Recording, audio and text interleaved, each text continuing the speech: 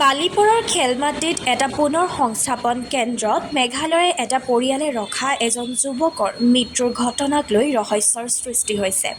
প্ৰায় 4 মাহ পূৰ্বে মেঘালয়ৰ তুৰাৰ অলিভাৰ চাংমা নামৰ যুৱকজন বালিপৰাৰ কামধেনু নামৰ পুনৰ সংস্থাপন কেন্দ্ৰটোলৈ অনা হৈছিল।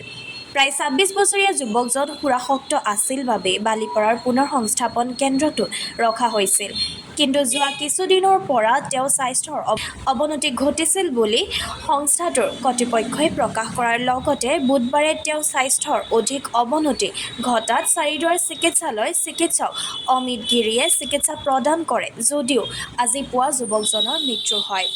কিন্তু সংস্থাপন কেন্দ্ৰটোৰ কৰ্তৃপক্ষই বিষয়টো আৰক্ষীক অৱগত নকৰাকৈ মৃতদেহ মৰণোত্তৰ পৰীক্ষাৰ বাবে তেজপুৰৰ কনকলতা অসামৰিক চিকিৎসালয়লৈ লৈ আনে। বিষয়টো ইতিমধ্যে সদৰি হোৱাত কেন্দ্ৰটোৰ লোকসকলে যুৱকজনৰ চিকিৎসালয়লৈ আনোতে মৃত্যু হোৱা বুলি জানিব দিয়ে যদিও অভিযোগ উত্থাপিত হৈছে যুৱকজনৰ 4-5 ঘণ্টাৰ আগতেই মৃত্যু হৈছিল। ঘটনাৰ বিষয়ে স্থানীয় সংবাদকৰ্মীসকল উপস্থিত হোৱাৰ পিছতহে আৰক্ষীৰ সৈতে যোগাযোগ কৰে বুলি জানিব পৰা গৈছে।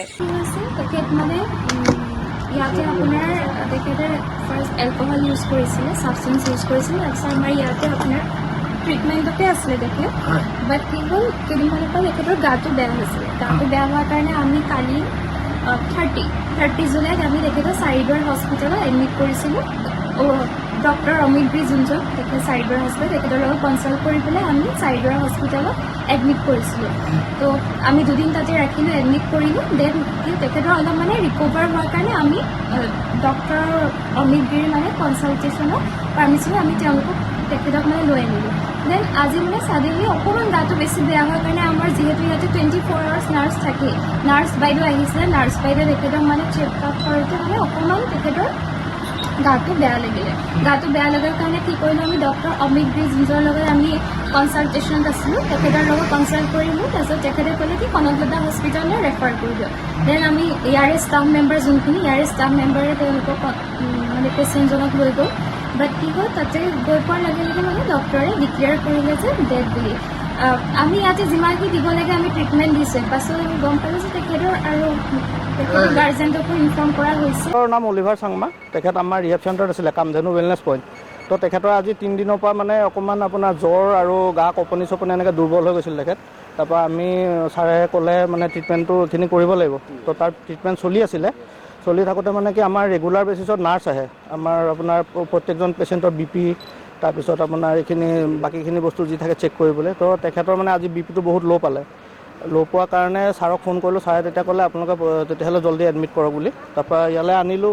অনাৰ পিছত এতিয়া বাইদেৱে কৈছে মানে তেখেত ৰাস্তাতে এক্সপায়াৰ হৈছে বুলি কৈছে। আৰু লোকেল থানা এইটো আমাৰ এইটো ফৰ্মেলিটি, এইটো প্ৰচিডিউৰ, এইটো কৰিবই লাগিব, জনাবই লাগিব ধৰি লওক। তাৰ আগততো আপোনাৰ তেনেকৈ জনোৱা নাই। তো সেইটো অলৰেডি আমাৰ অফিচিয়েলি তাত জনাব। এতিয়া অলৰেডি জনোৱা হ'ল চাগে, কাৰণ ইমান সময়লৈকে নাথাকে ন। তাত কামধেনু ৱেলনেছ পইণ্টত মানে খবৰ দিয়া হৈছে। তেখেতক আমি প্ৰথম দিনা যেতিয়া হস্পিটেলত এডমিট কৰিব নিছোঁ তেতিয়াও দিছোঁ। আৰু আমাৰ মানে গাৰ্জেন এনি টাইম টাচতে থাকে। তো তেখেতসকল আহি আছে এতিয়া ঘৰৰ পৰা খবৰ পালে। তেখেতৰ আপোনাৰ 4 মাহ, 4.5 মাহ হৈছে এপ্ৰক্স। এলকহলিক আছিলে তেখেত। হয়। তেখেত মানে মাজতে ভাল হৈছিলে, তাৰপৰা আকৌ ঘপককৈ মানে এই মাজতে জ্বৰ হৈ পেলাই অকণমান এনেকুৱা উইক হৈ গ'ল। মানে চাৰিদুৱাৰৰ পৰা নহয়, আপোনাৰ চাৰিদুৱাৰৰ পৰা আমাৰ চেণ্টাৰত আহিলে। তাৰপৰা চেণ্টাৰতে আছিলে। চেণ্টাৰত মানে আপোনাৰ ৰেগুলাৰ নাৰ্ছে BP চেক কৰিব যায়, আপোনাৰ ৱেইট, BP, তাৰপিছত পালছ এইবোৰ চেক কৰে। আমাৰ ডেইলি চেকআপ হয়তো। তো তেখেতে মানে তেতিয়া ক'লে যে BPটো ল' আছে, আপুনি ছাৰলৈ ফোন এটা কৰক। তো ছাৰক ফোন কৰিলোঁ। ছাৰে ক'লে তেতিয়াহ'লে ইমিডিয়েট লৈ যাওক, ইয়ালৈ লৈ আহিব ক'লে। সেইটো কাৰণে লৈ আহিলোঁ। এতিয়া ডেথ হৈছে বুলি ডিক্লেয়াৰ দিছে, এতিয়া ৰাস্তাতে ডেথ হৈছে বুলি কৈছে।